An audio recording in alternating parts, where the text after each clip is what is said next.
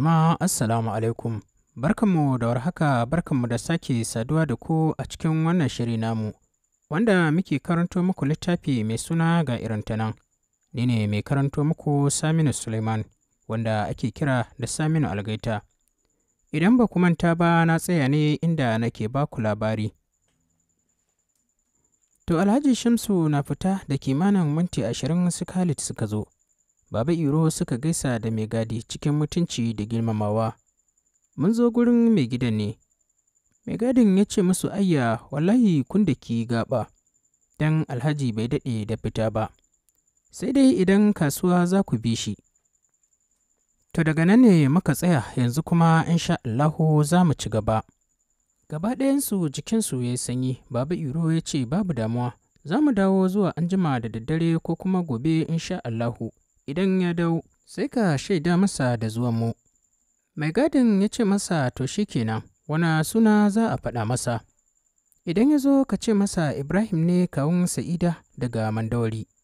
Ya ce masa to shi kenan, babu damuwa, za a faɗa masa insha Allahu. Sallama suka yi da mai gadin ya rufe gate ɗin. Khalid jiki a sanyaye ya ce masa, Baba me zai hana mu bishi kasuwar? Girgiza kai Baba Iro tare da faɗin Khalid, abin yana buƙatar sirri, bai kamata mu bi shi gurin sana'arsa ba, tunda dai mai gadin ya san da zuwanmu, zai shaida masa. Jiki a mace Khalid ya ce haka ne. A daidaita sahu suka shiga, Baba Iro ya ce masa to ni yanzu kasuwa zan wuce, yana da kyau ka zo mu tafi. Jim Khalid ya yi sannan ya ce masa, Baba ka san gobe za mu koma makaranta. Ina buƙatar na je na ɗan shishirya kafin Allah ya kai mu goben. Ya ce masa haka ne to, idan ka je gida ka rarrashi gwaggo, ka tausashi zuciyarta. Na san dai yau da rigima a gidan, amma kai tun da taku ta zo ɗaya, ka rarrashe ta ka ba ta haƙuri. Har Allah ya yi min dawowa daga kasuwa. Khalid ya amsa masa to shi kenan Baba. Direban a daidaita sahun ya tambaye su ina zan kai ku ne, na ga kamar tafiyar taku ta bambanta. Khalid ya ce masa kasuwar sabon gari za ka kai shi, ni kuma Mandawari za ka kai ni. Direban ya ce masa ai hanyar taku ta bauɗe, ni yanzu sabon gari na nufa kai tsaye. Khalid ya ce masa oke to tsaya sauke ni na sami wata. Hannunsa aljihu ya ɗauko kuɗi ya miƙa masa. Baba Iro ya tambaye shi kana da wadataccen kuɗi a jikinka ko? Babu damuwa Baba, ku je kawai Allah ya kiyaye. Direban ya yi saurin sanya kuɗin a cikin ɗan bankin da suke sawa wanda ke gaban a daidaita sahun, ya janye mashin ɗin da sauri suka bar gurin. A jera zuciya ya sauke bayan sun bar gurin, ya tari wani a daidaita sahun. Gidan Alhaji Shamsun zai koma. Mai gadi ya buɗe ƙaramar ƙofa tare da tambayar waye. Ganin Khalid ne ya sanya shi buɗe ƙofar tare da faɗin ka dawo kenan. Khalid ya ce masa ina so zan yi magana da anti Sa'ida ne.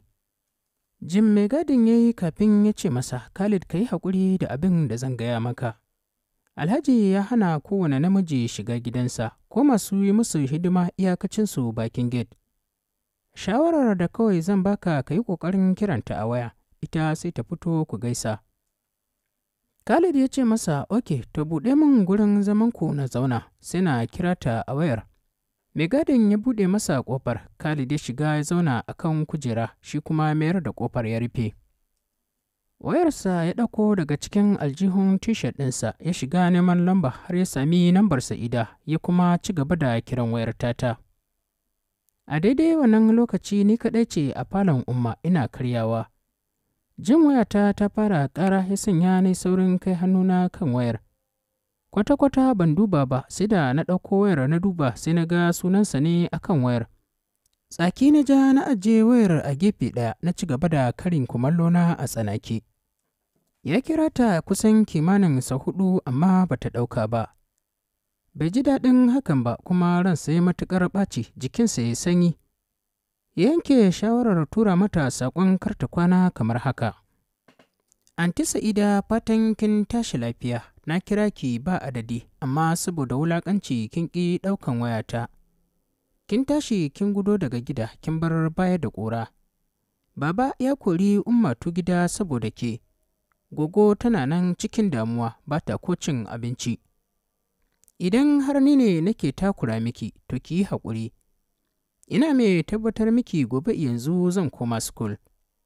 Ki yi haƙuri ki dawo gida saboda farin cikin masu ƙaunarki. Texan na duba jikina ya mugun sanyi. Na yi matuƙar mamaki da jin cewa Ummatu tana gidansu. Me ya zafi da kawu Iro zai yanke hukunci haka? Sai duk na ji ban ji daɗin al'amarin ba. Ɗakin ta shigo ta same ni a zaune ga kayan break ɗin duk na kasa ci. Lafiya kika zuba uban tagumi haka? Jiki a sanyaye na ce mata, Umma babu lafiya. Wai kin ji Ummatu tana gidansu, kawu Iro ya kore ta saboda wannan abin da ta yi min, ya yanke mata wannan hukuncin. Cikin rashin nuna jin daɗi ita ma ta ce ikon Allah, shi kuwa me ya zafi da har zai yanke wannan hukuncin. Na ce mata ni ma kaina ban ji daɗi ba, jikina duk ya yi sanyi. A cewarsa wai har sai na koma gidan sannan ita ma za ta dawo. Shiru Umma ta yi tana girgiza kai kafin ta ce, a gaskiya Ibrahim hukuncin da yanke bai yi ba. Bai kamata da girmanta da komai ba ya yanke mata irin wannan hukuncin. Jikina a sanye na ce ni ma dai haka na gani. Tana ƙoƙarin buɗewa drop, ta ce to Allah ya sasanta su, Allah ya shiga tsakani. Ni kuwa na amsa mata da amin ya Allah. Khalid kai tsaye yana tashi can babban gida ya nufa gidan su mahaifiyarsa. Gida ne irin na gado wanda kowa idan ya taso a cikin gidan yake yin aure ya zauna kafin Allah ya bashi nasa. Wannan dalili ne sanya gidan yake cike kullum da al'umma da yara a cikin gidan kowa da nasa. Yana shiga kai tsaye ɓangaren su mahaifiyarsa ya nufa, ya je tarar da su suna karyawa da koko da awara. Kusa da kakarsa ya zauna mai suna Bintu yana tsokanarta, ganin yadda ta sanya bokitin koko a gaba. Yanda ya ga tana shan kokon hakan ne ya sanya shi tsokanarta. Ta ce masa kai ma idan kana sha sai na zubo maka ba don halin ubanka ba. Ya ce mata a'a ba na shan koko, kashe min jiki yake yi. Shiru ta yi tana ci gaba da kurɓar kokon nata, ya ce Bintu na ga kamar haushina kike ji. Ta ce masa ba dole na je haushinka ba Khalid, jiya da baƙin cikin kakarka da mahaifinka na kwana. Saboda tsabar rashin mutunci su koro min ya cikin dare, me ta yi musu na zafi haka da za su yanke mata wannan hukuncin. Ya ce mata Bintu don Allah ki sami natsuwa mu yi magana ta fahimta. Yanzu ina Ummatu take? Ta ce masa Ummatu tana banɗaki. Shiru ya yi na ɗan mintuna kafin ya ce mata, Bintu, Ummatu ba ta faɗa miki laifinta ba ko? Ta ce masa ta faɗa min akan wannan lalatacciyar yarinyar ubanka ya koro ta. Tana faɗin haka Khalid ya ji tamkar ta soka masa wuƙa a maƙoshi. Ya ce, Bintu bai kamata ba abin da kuke yi. Kuma fa kun haifa kuna da ‘ya'ya kuna da jikoki. Bai kamata ku riƙa aibata ɗan wani ba. Yau ko gaskiya ne zargin da kuke yi wa Anti Sa'ida, bai kamata ku ringa zaginta kuna la'antarta ba, kamata ya yi ku yi mata addu'a. Ya fi cancanta ku yi mata addu'ar shari'a a kan la'antar da kuke yi mata. Allahu Akbar. Khalid ka gama nasihar ko baka gama ba, ta faɗa tana yi masa wani kallo, ya ce da alama magana ta bata gamsar da ke ba. Ta ce masa ina kuwa maganarka za ta gamsar da ni bayan na san ƙarya kake yi, kana faɗa ne kawai don ka kare ta. Nan Jamila take shaida mana irin lalatar da take yi da maza a makarantarsu. Maganar Jamila ba ƙarya ba ce. Sa'ida ba ta da kintsi da kamun kai. Jamila 'yar yayan Ummatu ce da suke zaune a cikin gidan. Budurwa ce 'yar kimanin shekara 18. Tana zuwa makarantar da Sa'ida ke koyarwa ta Hajara Buhari da ke Goron Dutse. Khalid ya ce Jamila ce ta zo take faɗin wannan maganar. Bintu na ƙoƙarin yin magana Ummatu ta fito daga banɗaki. Da sauri ta ce Rabi kin ga Khalid daga zuwa ya soma ƙalubalanta ta don na faɗi gaskiya. Ashe har Sa'ida ta fike kima da mutunci a wurinsa. Ummatu ta ajiye butar da take hannunta rai a ɓace. Ta ce, Bintu, ani tuni na gama magana, wallahi tallahi. Duk ranar da yaron nan ya ƙara shiga sabgar Sa'ida sai ya ga abin da zai same shi.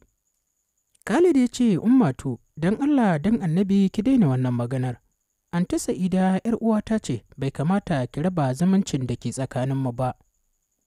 To jama'a, duka-duka kuma a nan za mu dakata. Sai kuma idan Allah ya kai mu inda za ku ji mu ɗauke da ci gaban wannan labari. Kada ku manta ku yi mana kwamen da liking. Idan kuma kai sabon zuwa ne ka taɓa mana subscribe sannan ku yi mana sharing. Muna fatan za ku ci gaba da kasancewa da wannan tasha mai suna Algaita Media.